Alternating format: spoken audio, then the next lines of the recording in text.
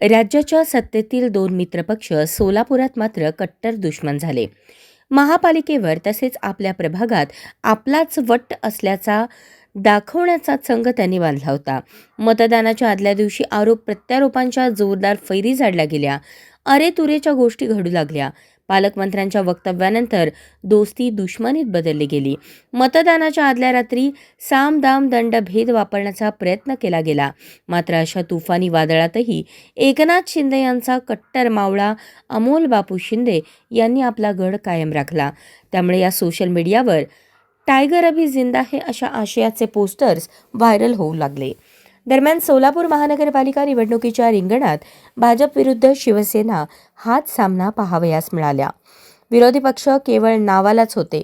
सत्तेतीलच शिवसेनेने व्यक्तिकेंद्रित आणि कुटुंब केंद्रित भाजपच्या विजयाच्या घोडदौडीला ब्रेक लावण्याचा चंग बांधला होता. त्यानुसार प्रभाग 7मध्ये त्यांनी तसा करिश्मा करून दाखवला.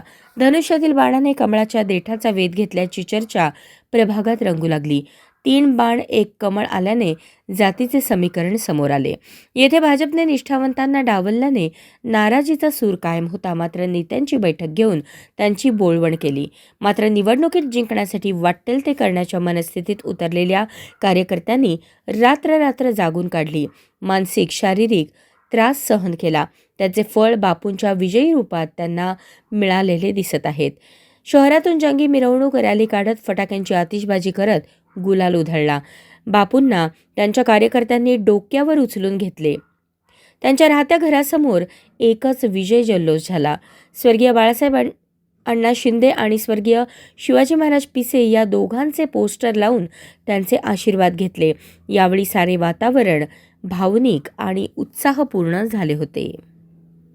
अशाच नवनवीन अपडेटसाठी जनता राज्य न्यूज चॅनलला सबस्क्राईब करा, लाईक करा आणि शेअर करायला विसरू नका.